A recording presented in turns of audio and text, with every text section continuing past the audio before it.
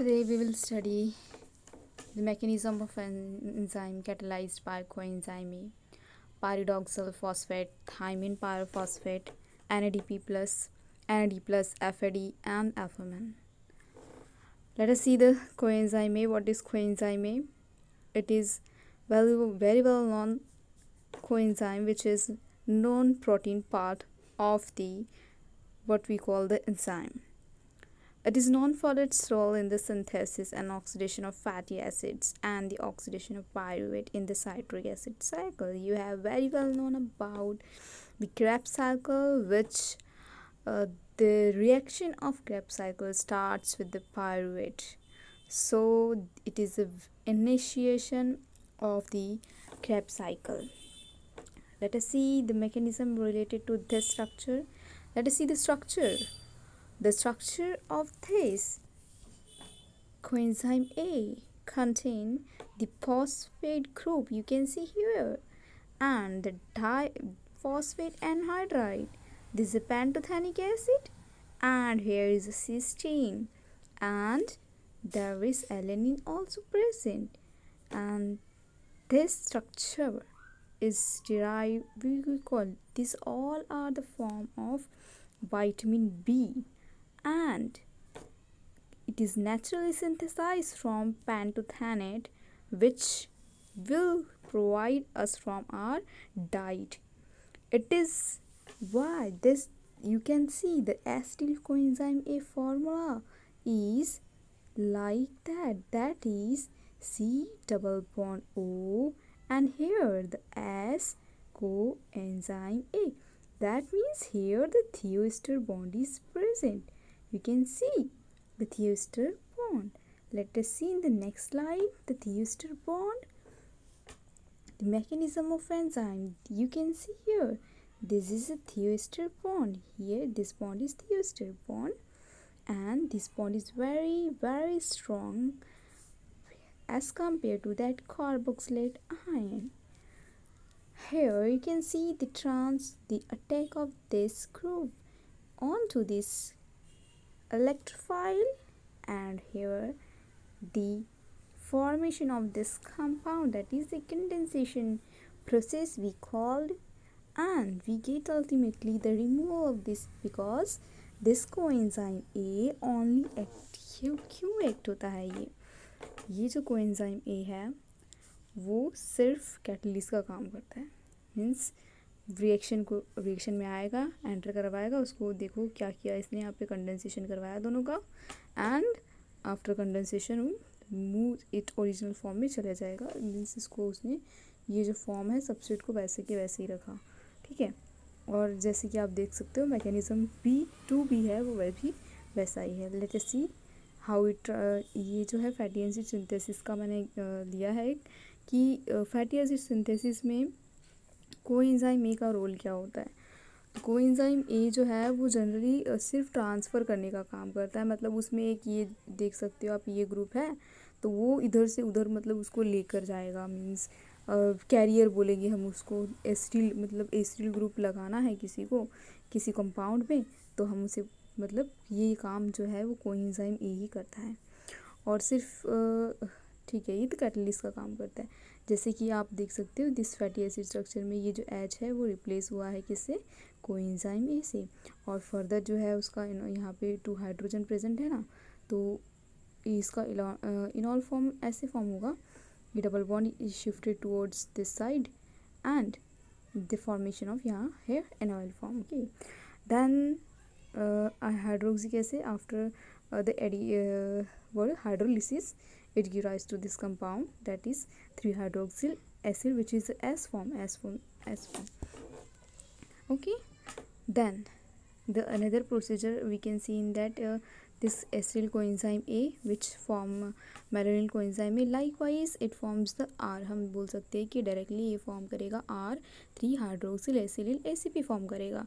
क्यों, इसमें S form करना है, इसमें R फॉर्म कर रहा है, मतलब ये जो है फैटी एसिड्स के सिंथेसिस के लिए it is very we called a very important coenzyme we can call. और जो कोएंजाइम होता है ना ये एक्चुअली एक को फैक्टर होता है जो नॉन प्रोटीन पार्ट होता है और ये रिमूव हो जाता है, मतलब लूजली बाउंड होता है, किसके साथ, अपने सबस्ट्रेट के साथ लूजली बाउंड होता है, ईजिली रिमूव हो सकता है। आप देख ही सकते हो कि ये सारी रिएक्शंस में कैसे ये लास्ट में मतलब अनरिएक्टेड रहता है, अनरिएक्टेड होता है और रिमूव हो जाता है।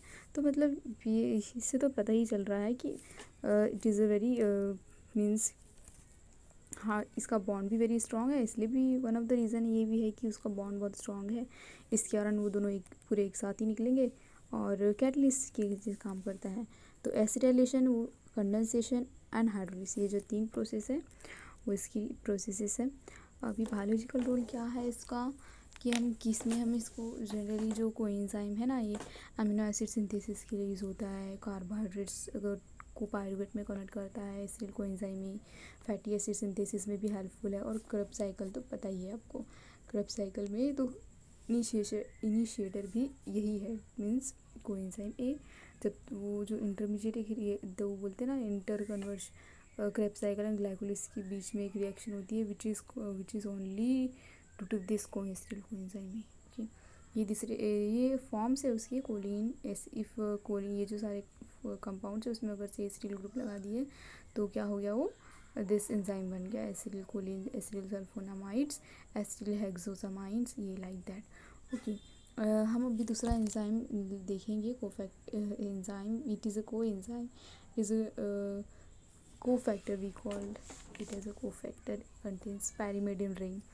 आप देख सकते हैं यहाँ पे पैरिमिडिन रिंग, पैरिमिडिन रिंग, ये देखो यहाँ पे दिस अ पैरिमिडिन रिंग, ये और जो थायोजिन रिंग है। तो इसके स्ट्रक्चर में एक्चुअली क्या होता है कि ये जो पॉजिटिव दिख रहा है आपको यहाँ पे, जो ये पॉजिटिव चार्ज दिख रहा है, ये जो है मेन जो है क्या बोलेंगे उसको, फोर्स है, मेकेनिज़्म जो इसका, इसी पॉजिटिव चार्ज के कारण है, इसी की वजह से वो जो है रिएक्शन जो शोन करता है।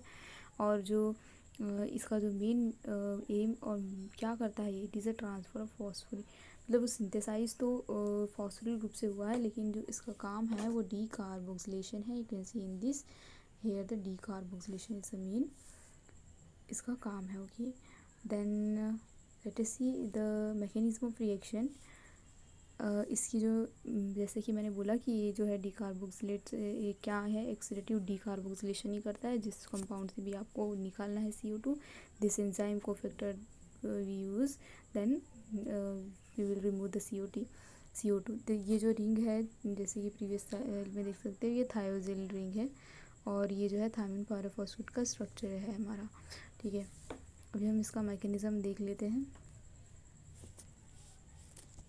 ये देखो, जैसे कि मैंने बोला पॉजिटिव चार्ज है वहाँ पे, तो बेस ये आया एंजाइम, उसने एब्स्ट्रैक्ट किया दिस प्रोटॉन को, यहाँ पे बना क्या, न्यूक्लियोफाइल, ये आप देख सकते हो यहाँ पे न्यूक्लियोफाइल बन गया है ये। और वो जो न्यूक्लियोफाइल है फिर शिफ्ट किया another molecule that is pyruvate पर अटैक करेगा और शिफ्टिंग ऑफ दिस चार्जेस होगा और ये बॉन्ड और पायरुवेट और ये जो अपना थायोलिसिन है उसके बीच में बॉन्ड बनाएगा। और बॉन्ड बनाने की क्या बाद क्या होगा, ये जो दिख रहा है आपको डबल बॉन्ड, क्योंकि नाइट्रोजन में पॉजिटिव चार्ज था ना, तो जो डबल बॉन्ड है जो बना उसके बीच में वो उसको दे देगा, तो जिसके कारण उसका जो पॉजिटिव चार्ज है वो न्यूट्रलाइज हो जाएगा। और फिर जो है ये CO2 ही ब्रेक करना है ना हमको, तो ये जो है ऐसी रिएक्शन देखो, ये एरो के थ्रू आपको रिएक्शन ईजिली समझ में आ जाएगी। और CO2 रिमूव कर दिया, फिर H+ आया, तो क्या किया उसने, फिर से CO2 रिमूव हो गया, then after the coming off H+ it give, ये क्या देता है, अपनी जो नाइट्रोजन है ये इसको यहाँ पे दे देता है अपने लोन पेयर्स। तो यहाँ से जो है हमें क्या मिलता है, कीटो, ये एसिटल मिलता है। ओके, फिर वही सेम रिएक्शन होती है, आप देख सकते हो यहाँ पे एसिटाल्डिहाइड हमें मिला है, ये एसिटाल्डिहाइड मिला है आफ्टर रीअरेंजमेंट। और फिर हम उसको वापस उसी फॉर्म में लाना है हमें, तो हम क्या करेंगे, फिर से अटैक, ये जो है कार्बेनियन अटैक करेगा इसको, एंड हमें जो है पहले जैसा कंपाउंड जैसा है, क्योंकि हमें पता है ये कैटलिस्ट है, वैसा का वैसा फॉर्म में हमें चाहिए, तो अभी उस फॉर्म में हमको लाना ही पड़ेगा, तो ये ला लिया। ओके, तो यह वो मैकेनिज़्म था, देख लिया, देख सकते हैं आप यहाँ पे, ये देख लिए थायमिन पायरोफॉस्फेट है, जो विटामिन बी से हमें डिराइव्ड होता है। स्ट्रक्चर तो अभी देख लिया हमने, उसका मैकेनिज़्म हमने देख लिया है। फॉस्फोरेट ग्रुप है यहाँ पे, क्योंकि नाम में तो पायरोफॉस्फेट है तो ऑब्वियसली फॉस्फोरेट ग्रुप तो होगा ही। तो देखो यहाँ पे भी कैसे ये न्यूक्लियोफाइल फॉर्म होता है यहाँ पे, नेगेटिव चार्ज। फिर ये नेगेटिव चार्ज कहाँ पे अटैक करता है, कोई भी कार्बोनिल सेंटर पर। क्योंकि क्यों ये बॉन्ड जो है वो मोर डिफिशिएंट होता है। क्यों डिफिशिएंट होता है, क्योंकि यहाँ पे मोर इलेक्ट्रोनेगेटिव क्या प्रेजेंट है, ऑक्सीजन प्रेजेंट है, ठीक है।